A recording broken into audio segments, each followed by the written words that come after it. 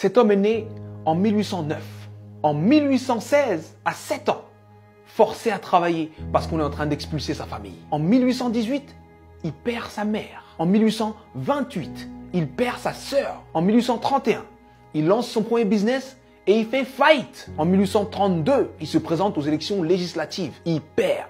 En 1833, il emprunte de nouveau de l'argent pour créer un business qu'il lance et qui fait faillite encore. En 1835, il rencontre une femme merveilleuse, il tombe amoureux d'elle, il se fiance et elle meurt.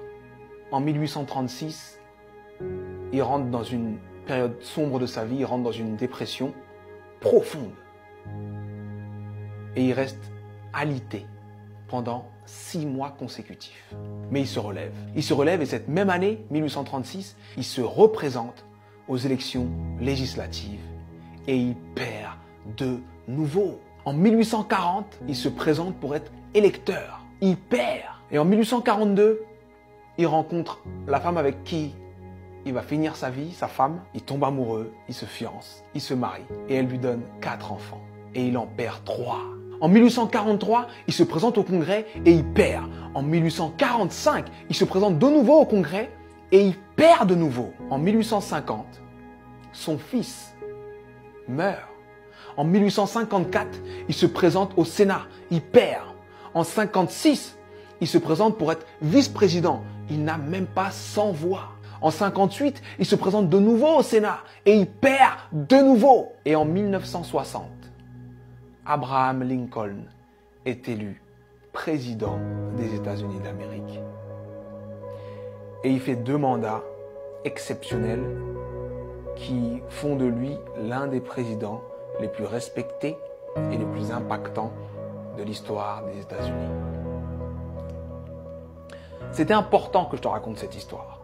C'était important que je te raconte cette histoire parce que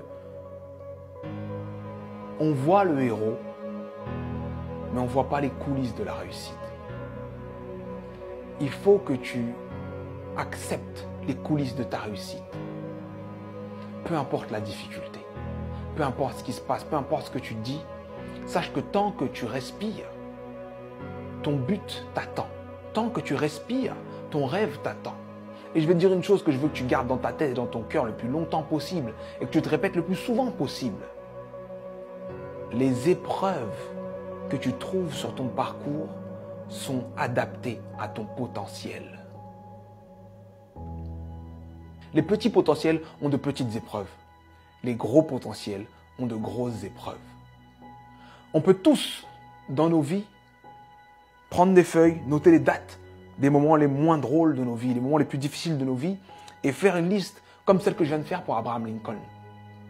Mais sincèrement, je pense que Abraham Lincoln faisait l'inverse. Pour avancer dans les coulisses de la réussite, pour avancer face à toutes ces épreuves, il faut se focaliser sur ce qu'il y a de bon, de positif et ce qui nous donne envie d'avancer.